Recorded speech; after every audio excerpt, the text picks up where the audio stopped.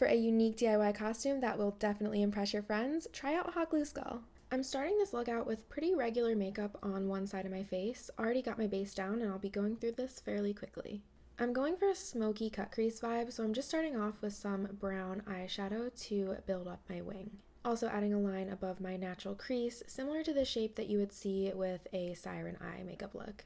By the way, I'm using Gourmande Girls Warriors Wear Pink palette. I'll put my discount code on the screen and in the description as always. I'm using this warmer pink shade to blend out the brown and add more depth. Blending out an eyeliner wing with eyeshadow gives any look a really beautiful smoky effect. I'm doing my best as usual. I'm blending it out and then going back in with the brown to crank up the smokiness level a little bit more. Once I'm completely satisfied with the shape and blend, I'm covering my lid with this beautiful light duochrome shade. It's hard to see, honestly, on my pale ass skin, but you can see it a little bit better when I blend it into the pink. It's one of those versatile shades that can just mix beautifully with whatever color you put it over. This was not my original plan, but I was inspired by the palette's pop of purple and my own obsession with the color purple, so I'm mixing these two cosmetic paints from P. Louise for a super fun lower lash line. I'm applying it to my waterline, and after cleaning it up a bit with a Q-tip, I'm patting it out. Using the light purple eyeshadow, I'm really dragging this color down into my eye bag, or I guess into my cheek. I really just love a blown out lower lash line. I wanted to darken the liner a bit, so I'm carefully adding some black eyeshadow with a very thin angled brush, also from P. Louise. I wanted some more sparkle, so I'm applying Urban Decay's Pyro glitter liner all over my lid. I'm adding AmyJuneLashes in the style Betty. Gotta add some mascara, come through lower lashes. The inner corner wing is absolutely necessary as per usual. I forgot to put it on earlier, so I'm just doing it now. I did a quick lip so that I could take finished video of the eye look, but I ended up changing it a bit, so here I am redoing my lips. Ignore the fact that I look like a loaf of bread. Baked. Anyways, I'm starting with an eyebrow pencil to contour my lips, and then I'm using a ColourPop lip liner to completely outline them. I like to go in with a brush and kind of just pat out the liner a little bit to soften it. Sorry, but I can't tell from the video what shade of lip liner this is, but I'm gonna try to figure it out and put it in the description. I'm filling in my lips with Melt Cosmetics Ultra Matte Lipstick in the shade Ho is Life. I actually really like this color, but I am adding more of the lip liner to the inner part and contours of my lips, blending it out into the lipstick. Contouring the lips can really give the illusion of more volume in a very subtle way. I wanted my lips to go with the duochrome vibes, so ironically I'm using Sugarpill's Purity Gloss over top. Ho is Life combined with some purity, what a metaphor. If you've never tried a glittery gloss, you have to try it. It's so much fun and I feel like I'm always surprised by how good it looks. Okay, now we're on to the Halloween portion of the video. Before I put on any of the skull pieces, I'm covering up my eyebrow.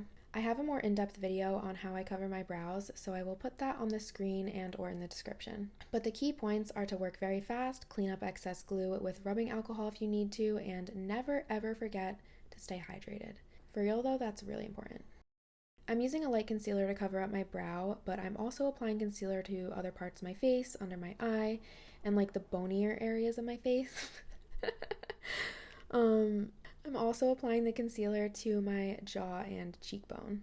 I wanted to lighten the highlight areas more, so I'm using Indi Cosmetics White Face Base. I highly recommend Indi Beats colored foundations. They're so perfect for creative and Halloween looks. Discount code on the screen and in the description. Almost every time I do a skull look, I add a bit of highlight to my chest area. I like to highlight the collarbones to give a more bony look that matches the skull, and obviously if the boobies are out, they're gonna need a good highlight. Before I do any makeup around my eye area, I'm putting in a whiteout contact lens. These are called Storm White from the brand Kazzue. They are my absolute favorite pair of lenses probably. I don't know, I just love the white eye look, like it's so freaking cool. I got it in on the first try and was really proud, but I did have to clean up the watery aftermath. I have the link in my description for where I get all my contact lens from, including Kazzue. I'm using P. Louise's white eye primer and setting that with white eyeshadow. I'm using Hard Candy's whiteout eyeshadow marker, pretty much just trying to white out my whole eye area, and I think the result came out looking pretty cool. I also applied some of ColourPop's white mascara. I'm setting my entire face with powder, and it's time for hot glue fun. Just starting out by sketching out the design for the different pieces of hot glue. As usual, I sketched the general idea of what I was going for, so I'm using that as a reference to guide me through this process. I'm trying to shape the lines so that they aren't too long or complex, and I'm going to be able to actually replicate the shape with hot glue. The lines do have to be spaced out enough so that the pieces won't touch because you don't want them to stick together. I went over the design in Sharpie so that it would be darker and stand out when I put the parchment paper over it. Since the parchment paper is heat safe, I'm applying the glue over top of that, and the surface is also on a wooden board, so that is heat safe as well. I always get the impulsive urge to touch hot glue before it cools down, especially if I mess up. I just want to smoosh it away with my finger, but it's definitely safer to use a Q-tip to peel away any mistakes that you make. The key to doing this is squeezing the trigger very slowly with intention. So if you want one spot to be thicker, you want to squeeze harder, but if you want it to be thinner, you have to ease up a little bit. This idea was a little bit impulsive, so I really just guessed on the sizes of things. I didn't take any measurements of my face or anything like that. You can also lift up the hot glue gun to help create smooth shapes and curves. If you're having trouble, try not to feel bad because it definitely takes some practice and a little bit of finesse.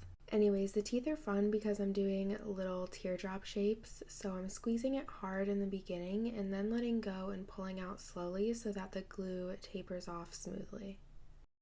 Once I'm finished making the hot glue pieces, I'm just using my finger to apply a multi-chrome eyeshadow over top.